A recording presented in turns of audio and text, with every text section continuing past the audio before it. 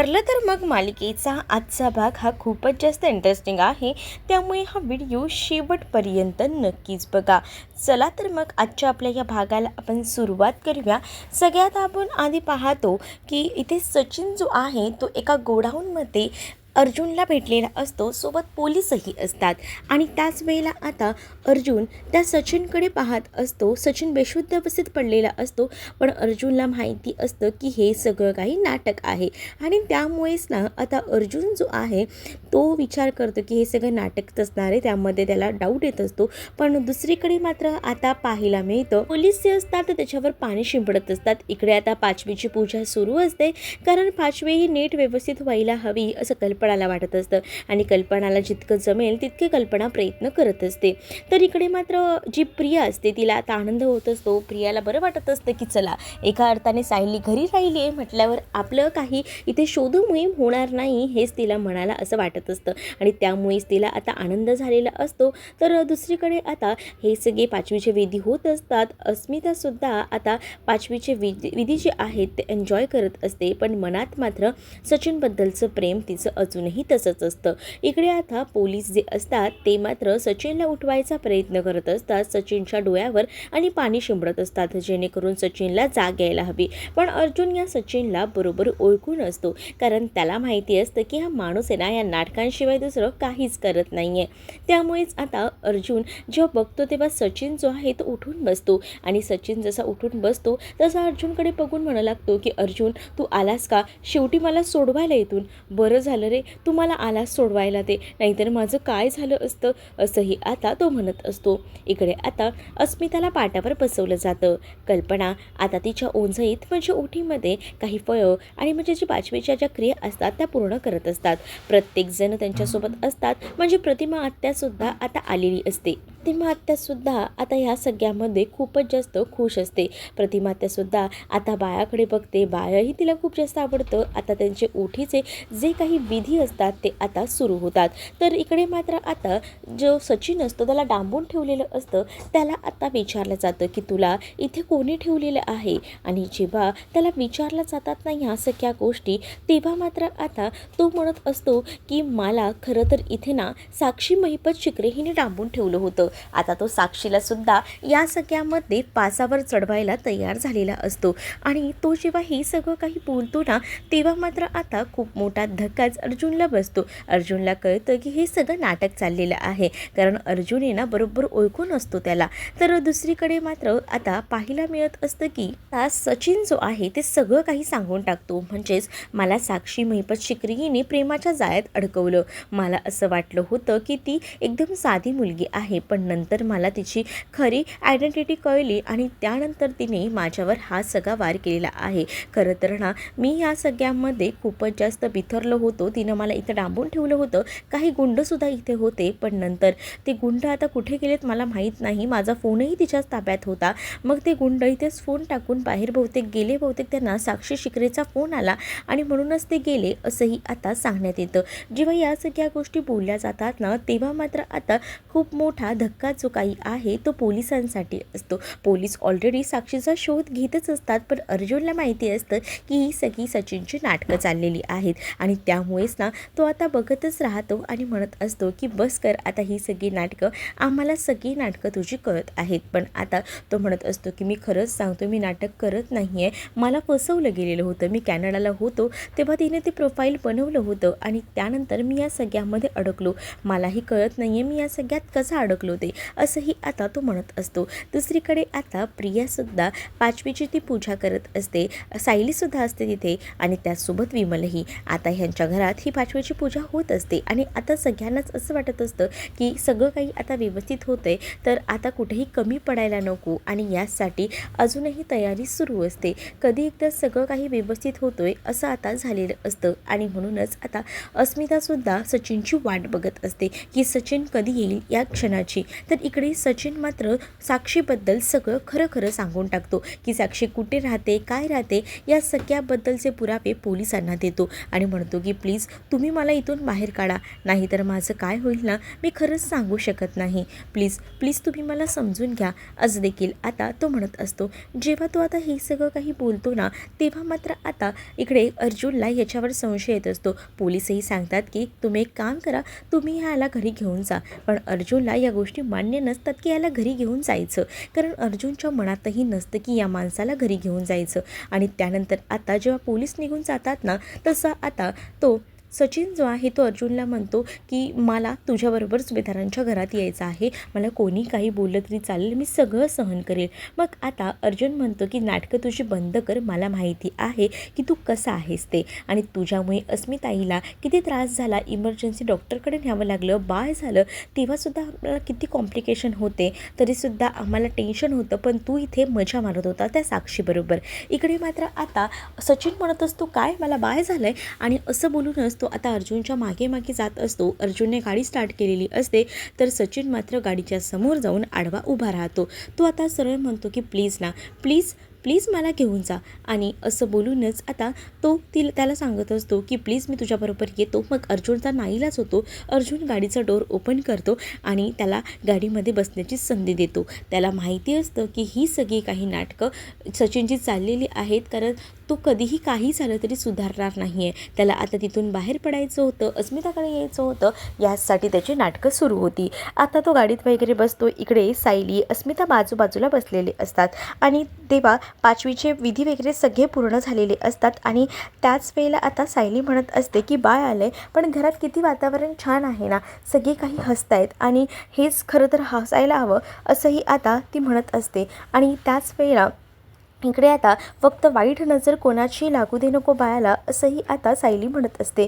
त्यावर अस्मिताला राग येतो. अस्मिता म्हणते की तू हे सगळं काही सचिनबद्दल बोलतेस ना, मला कळतंय तुला सचिनबद्दलच हे वाटतंय, पण राहू दे, मला सचिनची काळजी वाटते, सचिनचा विचार मी करत फिरते, मला असं वाटते की कधी सचिन येईल. आणि तेवढ्यातच ना आता दारातून सचिन आलेला असतो, आणि सचिन जेव्हा दारातून येतो तेव्हा मात्र आता सगळीजणं सचिनकडे पाहत राहतात. आणि त्याच वेळेला आता इकडे सचिन आलेला बघून मात्र अस्मिता खूप जास्त खुश होते. अस्मिता सचिनकडे जाते आणि आता सचिनला म्हणत असते की सचिन तुला काय होतंय, काही त्रास झालाय का, बोल ना, तुझी ही अवस्था अशी कशी झाली. सचिन आधी येतो आणि नाटकी करतच बाळाला बघू लागतो. बाळ बाळ किती गोड दिसतंय, आणि हे बाळ अगदी तुझ्यावरच गेले ग, असं काहीसं रडत रडत तो बोलण्याचं नाटक करत असतो. पण आता सायलीला, अर्जुनला या सगळ्या गोष्टींचा राग येत असतो. पण अस्मिता मात्र त्या सचिनची खूप जास्त काळजी करत असते आणि तिला आता जास्त प्रेम उफाळून आलेलं असतं, आणि त्यामुळेच ना ती इकडे तिकडे पाहत असते. तर दुसरीकडे मात्र आता पाहायला मिळत असतं की बाळही सचिनकडे पाहून हसत असतं. तर इथे अर्जुनला विचारलं जातं की हे सगळं कसं झालं. त्यावर अर्जुन जो आहे तो शांत असतो, कारण अर्जुनला ना कोणालाच काही सांगायचं नसतं, अर्जुनला खूप जास्त राग येत असतो. तर इकडे आता अस्मिता आणि सचिन हे दोघंही एकत्र जसे येतात, इकडे अर्जुन बघतच राहतो. आणि त्यानंतर सचिन जो आहे तो बाळाला सुद्धा हातात घेत असतो, पण तेवढ्यातच ना अर्जुन त्याला मागे खेचतो, कारण अर्जुनला माहिती आहे की अस्मिताने काय काय त्रास सहन केलेला आहे. आणि त्यामुळेच ना आता अर्जुन चिडलेला असतो आणि त्याला मागे खेचतो आणि त्याला म्हणतो की तुझी लायकीसुद्धा नाही आहे या घरात राहण्याची, चालता हो इथून. मग आता जी अस्मिता असते ती खूप जास्त भडकते आणि अस्मिता इकडे तिकडे पाहू लागते. अस्मिता म्हणत असते की हे सगळं काय करताय तुम्ही लोक, मला पूर्ण विश्वास आहे त्याच्यावर, तो काही चुकीचं करणार नाही. आणि त्याच वेळेला आता इकडे मात्र प्रतापही खूप जास्त अस्मितावर चिडलेले असतात आणि अस्मिताला म्हणत असतात की तुझं खूप चुकत आहे, तू अशी का करतेस, तुला माहिती आहे ना हा माणूस कसा आहे, तरीसुद्धा तू या सगळ्या गोष्टी कशा काय ॲक्सेप्ट करू शकतेस, मुळात मला ह्या गोष्टी कळतच नाही आहेत. मग आता सचिन जो आहे तो रडत असतो, तर प्रताप मात्र आता म्हणत असतात की या माणसाचे खरे रंग तुला दिसूनसुद्धा तू असं का वागते आहेस, असंही म्हटलं जातं. आणि त्याच वेळी स्मिता म्हणत असते की माझा त्याच्यावर विश्वास आहे, तो फसला गेला असेल, त्याला फसवलं गेलं असणार आहे, तो मुद्दामून असं काहीच करणार नाही, कारण शेवटी बायकोच आपल्या नवऱ्याला ओळखू शकत असते. असंही आता अस्मिता डायलॉग्स मारत असते. आता सचिनही रडत रडत म्हणत असतो की हो अस्मी, तू बोलतेस ते अगदी बरोबर आहे, कारण मीच या सगळ्यामध्ये अडकलो गेलेलो होतो. आणि त्यानंतर आता तो त्याची कहाणी सांगायला सुरुवात करतो, म्हणजेच त्याची आणि साक्षीची झालेली भेट. तो म्हणत असतो की माझ्यावर विश्वास ठेवा, मी जे काही सांगतोय ते खरं सांगतोय. मी कॅनडाला असताना इकडे आलो ते फक्त माझ्या अस्मिताला भेटायला. मला अस्मिताला भेटायचं होतं. मी विचार केला की तिची डिलिव्हरीही जवळ येते, मी तिला भेटूया. पण त्याच वेळेला ना मला एक फ्रेंड रिक्वेस्ट आली आणि त्यामुळे मी ॲक्सेप्ट केली. आणि त्यामध्ये होती ही सॅम, म्हणजेच ही समिधा म्हणजे जी आहे ती म्हणजे साक्षी शिकरे. साक्षी शिकरेने खोटं नाव वापरलं होतं आणि तुम्हाला तिची आयडेंटिटी माहीत नसेल, पण मी तुम्हाला तिचा फोटो दाखवतो बघा, ती अशी राहत होती. आणि असं बोलून तो आता आपल्या मोबाईलमधला फोटो दाखवू लागतो आणि तो म्हणत असतो की ही जेव्हा अशी राहायची तेव्हा मला काही माहिती असणार की ही कोण आहे ते, आणि ती माझ्यासमोर अशी राहायची म्हणून मला हे काही कळलं नाही. तिने तिच्या प्रेमाची भुरळ माझ्यावर टाकली आणि मीही त्या सगळ्यामध्ये अडकलो. मी असं म्हणत नाही आहे की मी हे सगळं काही हे केलेलं आहे, पण माझ्याकडनं ही चूक झालेली आहे. पण मला जेव्हा कळलं की ती साक्षी आहे तेव्हा मी या सगळ्यामधून मागे हटायचा, लांब व्हायचा प्रयत्न केला. मला तिने आधी समिधा म्हणून फसवलं, पण मी माघार घेतली. जेव्हा मला कळलं तेव्हा तिने माझ्यावर खूप जास्त अन्याय केले, मला डांबून ठेवलं, मला खूप जास्त त्रास दिला. तिचं म्हणणं असं होतं की तिला सोडून मी कुठेही जाऊ शकत नाही आणि त्यामुळेच ना मला तिने धोका दिला आणि तिथे गुंडांकडे पाठवून दिलं. मला तिथे खूप जास्त मारहाण केली आणि तूही बघितलंस ना अर्जुन की माझी अवस्था काय होती ते, असंही आता म्हटलं जात असतं. त्यावर मात्र तुम्हाला आधीपासून माहीतच नव्हतं का साक्षी कोण आहे, काय आहे, तुम्ही कधीच काही बघितलं नव्हतं का, असंही आता सायली विचारत असते. त्यावर सचिन म्हणतो की हो, मी एकदा न्यूज बघितली होती तेव्हाच तर मला कळलं ना की ती साक्षी शिकरे आहे. तेव्हापासूनच मी तिच्यापासून लांब झालो, पण ती मला या ना त्या कारणावर मुद्दामून भेटायला फोर्स करायची, ब्लॅकमेल करायची. आणि मग काय, मला ब्लॅकमेल केले म्हटल्यावर मी अस्मिताच्या काळजीसाठी जायचो. अस्मितावर सुद्धा तिने बारीक नजर ठेवली होती आणि या सगळ्या गोष्टी मला सहन व्हायच्या नाही आणि म्हणूनच मी या सगळ्या काळजीने तिला भेटायला जायचो आणि त्याने ह्या सगळ्याचे मला परिणाम भोगावे लागत आहेत. प्रताप आता म्हणत असतात की बस बस, किती खोटं बोलतोयस. अस्मिताचा मात्र या सचिनवर खूप जास्त विश्वास असतो. तर दुसरीकडे मात्र आता पाहायला मिळतं की जो अश्विन आहे तो सुद्धा आता आरोप करत असतो आणि अश्विन म्हणत असतो की हा धोकेबाज माणूस आहे, हा कॅनडाला असताना सुद्धा किती काय काय गुण उधळून बसला असेल, तुला काही माहिती आहे का, हा कसा आहे ते, कशाला या माणसावर विश्वास ठेवतेस, असंही आता म्हटलं जात असतं.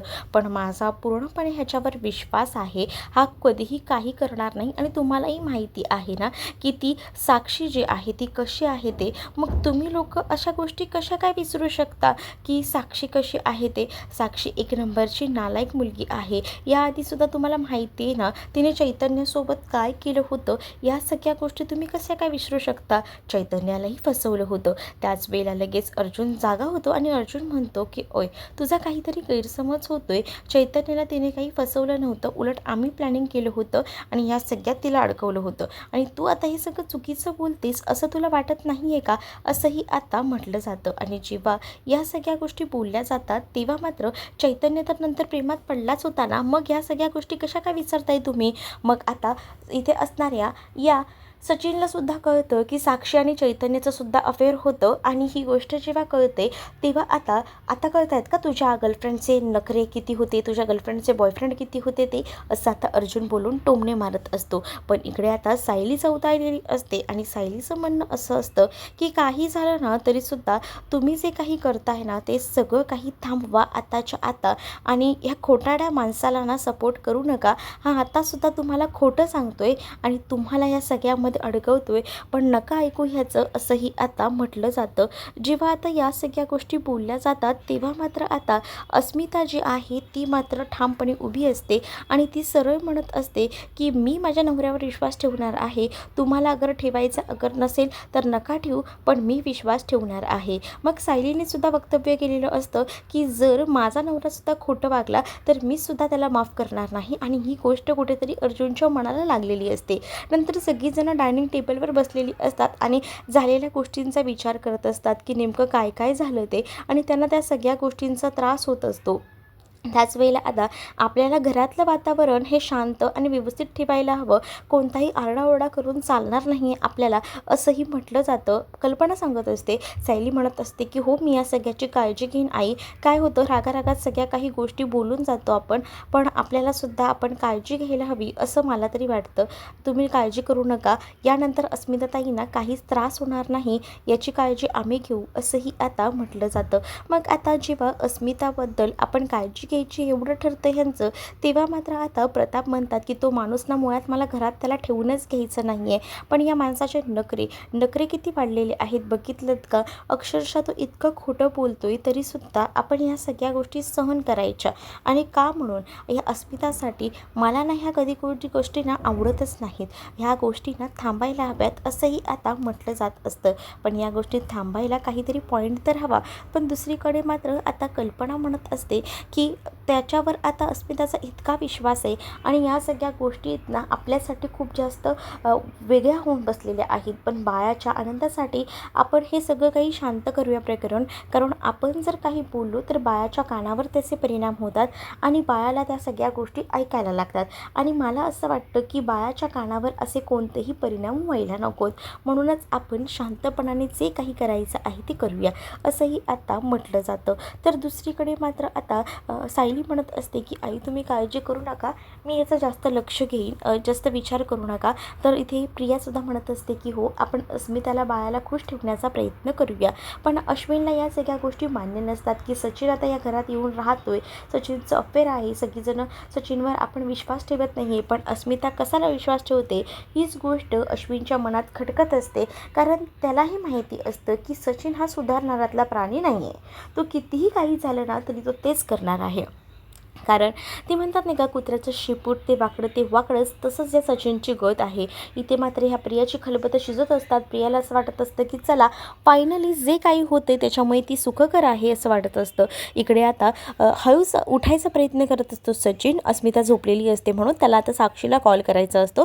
तो थोडी सुधारणाऱ्यातला माणूस आहे, तो एकदम नीच माणूस आहे. तो आता बघत असतो फक्त अस्मिता झोपली आहे कारण तेवढ्यात तो फोन हातात घेऊन साक्षीला कॉल करणार असतो. तेच आता बाळ उठतं. बाळाचा जसा आवाज येतो तसं तो आता लगेच बाळाला हातात घेतो. त्याच्या लक्षात येतं की बाळ आता उठलेलं आहे आणि त्यामुळेच तो आता बाळाला उगी करून शांत करण्याचा प्रयत्न करत असतो. पाळण्यात झोपलेल्या बाळाला हातात घेतो आणि तेव्हा अस्मितालाही जाग आलेली असते. कारण बाळाचा आवाज आल्यावर अस्मिता उठून बसते. मग आता अस्मिता बघते तर सचिनने बाळाला सावरलेलं असतं. अस्मिताला हेच तर हवं असतं की या सगळ्या कठीण प्रसंगात आपल्याबरोबर सोबतीला कोणीतरी असायला हवं आणि आता तिला सचिनची सोबत झालेली असते म्हणून तिला बरं वाटत असतं.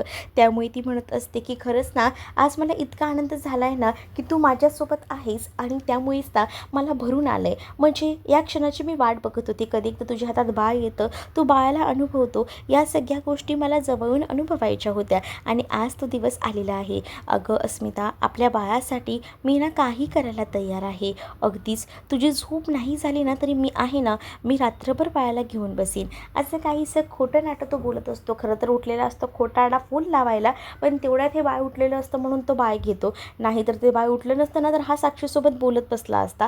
कारण एवढं सगळं करूनसुद्धा त्याला अजूनही साक्षी हवीच आहे. आणि इकडे मात्र आता तो अस्मिताला वेगळ्याच ह्याच्यामध्ये फसवत असतो. अस्मिता ही प्रेमात असते आणि त्याच्यामुळे त्याच्यावर विश्वास ठेवते आणि तीही विचार करते की काय माणूस आहे हा, म्हणजे आपण इतकं प्रेम करतोय आणि तोही आपल्यावर प्रेम करतोय याच याच्यामध्ये ती असते. तर दुसरीकडे मात्र आता इथे झोपलेली असते प्रिया आणि प्रियाच्या फोनवर साक्षीचा कॉल येत असतो. तर प्रियाला जाग नसते, पण अश्विन प्रियाला उठवतो आणि म्हणतो की बघ गं तुझा फोन वाजतोय. त्याबरोबर प्रिया फोनवर बघते तर साक्षीचा फोन आहे. अश्विन म्हणतो इतक्या रात्री तुला कोणाचा कॉल आलाय? तर मग प्रिया म्हणत असते की काही नाही, रॉंग नंबर आहे. आणि असं बोलून ती उठते आणि बाजूला जाऊन ती साक्षीसोबत बोलत असते. साक्षीला म्हणत असते की काय गं इतक्या रात्री मला तू का फोन केलास, तुला कळतंय का इथे कोणी बघितलं तर किती वाट लागेल ती? अगं तुला थोडं तरी कळतंय का माझी वाट लागेल असं बोलत असते ती. आणि त्याच वेळेला आता ती मात्र आता हळूहळू का होईना बोलत असताना साक्षी म्हणत असते की मला तिथे सांग सचिन आला आहे का? हो हो सचिन ते आला आहे का? काय झालं? मग एक काम कर ना, उद्या माझं आणि सचिनचं बोलणं करून दे ना, मला काही झालं तरी सचिनशी बोलायचं आहे यार, प्लीज प्लीज. मग आता प्रिया म्हणते ठीक आहे पण पुन्हा तुम्हाला फोन करू नकोस म्हणजे झालं, असंही आता ती म्हणत असते. आता साक्षीला रिक्वेस्ट करत असते, कारण प्रियाला माहिती आहे प्रियाचा मोबाईल आजकाल कुठेही ठेवलेला असतो. आताही तिला जाग नव्हती, पण अश्विनने तिला उठवलेलं होतं म्हणून ती उठली होती. आणि साक्षीचा कॉल जर अश्विनने बघितला असता तर वाट लागली असती. म्हणूनच ती सांगत असते की तू मला कॉल करू नको, उद्या मी तुझं बोलणं करून देते, असं आता ती खोटं बोलते. तर दुसरीकडे मात्र प्रियाच्या डोक्यात सुरू असतं की चला आता म्हणजे उद्या सचिन आणि साक्षीचं बोलणं करून द्यायचं आहे. यांचं प्रकरण काही संपलेलं नाही आहे. ह्या प्रकरणामध्येच ना आता या दोघांनाही असं गुंतवून ठेवायचं ना की सायली अर्जुन आहे ना दुसरा कुठचाही विचार करणार नाही, या सगळ्यामध्येच अडकून राहतील असाही विचार आता सुरू असतो. इथे अर्जुन आता रूममध्ये जाऊन विचार करत असतो आणि त्याच वेळेला आता सायली तिथे गेलेली असते आणि सायली जी आहे ती अर्जुनला म्हणत असते की काय झालं आहे तुम्हाला, तुमचा मूड का ऑफ दिसतोय. त्यावर अर्जुन म्हणत असतो मग मी काय करू मला सांग ना. मग आता सायली म्हणते पण काय झालं ते तरी सांगा. मग अर्जुन म्हणतो की तू खाली ताईला काय म्हटलीस की तू मला सोडून जाणारच म्हणून खोटं बोलल्यावर. मग आता सायली म्हणते की अहो तुम्ही माझ्याशी कधीच खोटं बोलणार नाही, माझा विश्वास आहे तुमच्यावर, तुम्ही मला कधीही फसवणार नाही हेही मला माहिती आहे, कारण मी तुमच्यावर अगदी डोळे झाकून विश्वास ठेवते आणि तुम्ही हे असं काहीच करणार नाही. ताईंचं म्हणणं तेच होतं की बाहेर अफेअरचं, पण तुम्ही असं काही करणार नाही. अर्जुन म्हणतो या सगळ्या गोष्टी नाही आहेत, पण तू काय म्हटलंस की मी जर खोटं बघितलंस तर तू मला सोडून जाणार. जर घराच्या संरक्षणासाठी, घराच्या चांगल्यासाठी जर मला एखादी गोष्ट खोटेपणाने बोलावी लागली तर तरीही तू मला सोडून जाशील. मग सायली म्हणते तुम्हाला तर चांगलंच माहिती की मला खोटं बोलणं बिलकुलही सहन होत नाही आणि त्यामुळेच ना मला या खोटारडेपणाचा खूप जास्त राग आहे आणि त्याच गोष्टीमुळे मी तुम्हाला हे सगळं काही म्हटलेलं आहे. पण मी तुम्हाला कुठे जाणार आहे सोडून, मी नाही जाते सोडून. पण अर्जुनला मात्र आता सायली जे काही बोललेली असते ती मनाला लागलेलं असतं आणि त्याचमुळे आता ताईला मी सहज म्हणून बोलून गेले, पण या सगळ्या गोष्टी एवढ्या काही डोक्याला जाणार नाही आहेत हे मला माहिती, कारण माझा तुमच्यावर विश्वास आहे, तुम्ही कधीही मला फसवणार नाहीत ते, असंही आता सायली अर्जुनला बोलत असते.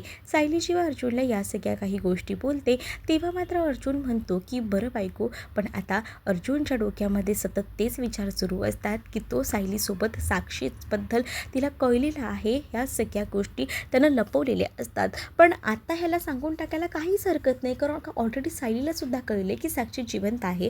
पण आता अर्जुन त्याच ह्याच्यामध्ये असतो की जर आता मी सायलीला हे सगळं आत्ता सांगितलं तर सायलीने माझ्याशी बोलायचं बंद करायला नको आणि म्हणूनच तो थोडा शांत असतो, विचार करत असतो.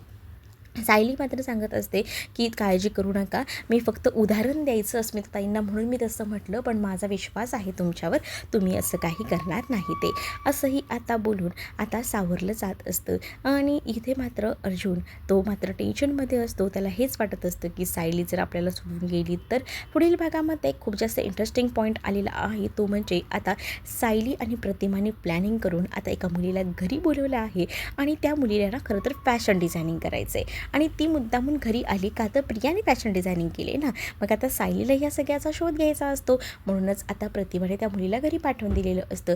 जेव्हा ती मुलगी घरी येते तेव्हा ती म्हणते की मला फॅशन डिझायनिंग करायचं आहे आणि मला प्रतिभा काकूंनी सांगितलं की त्यांच्या मुलीने केलेलं आहे फॅशन डिझायनिंग आणि म्हणूनच मी विचारायला आले की कसं झालं आहे तिचं फॅशन डिझायनिंग वगैरे, मला जरा इन्फॉर्मेशन हवी होती. मग आता प्रिया गोंधळात अडकून जाते, पण दुसरीकडे चैतन्य जो आहे तो मात्र आता अर्जुनला सांगतो की तुला खरं खरं सायली बहिणीला सांगावं लागणार आहे, तुझ्याकडे दुसरा ऑप्शन नाही आहे. प्रिया आता विचार करते की हिला फॅशन डिझायनिंगबद्दल काय सांगू, कॉलेजचं काय सांगू, आणि त्याचबरोबर आता एक आयडेंटिटी कार्ड असतं जे प्रियाचं असतं, जे तिने खोटं बनवून घेतलेलं असतं का तर तिने फॅशन डिझायनिंगचा कोर्स केला आहे म्हणून, आणि ते आयडेंटिटी कार्ड नेमकं प्रतिमाकडनं सायलीच्या हाती लागतं. मग सायली आता या सगळ्याची इन्क्वायरी करायचा विचार करते आणि प्रतिमा आत्ताला या सगळ्याबद्दल थँक्यू बोलते. पण चैतन्याने जे सांगितलेलं आहे अर्जुनला की तू घरी सांगून टाक, मग आता अर्जुन हे सगळं जेव्हा सायलीला सांगेल तेव्हा काय परिणाम होतील हे येणाऱ्या भागातच आपल्याला पाहायला मिळेल. तुम्ही जर आपल्या चॅनलवर नवीन असाल तर चॅनलला सबस्क्राईब नक्कीच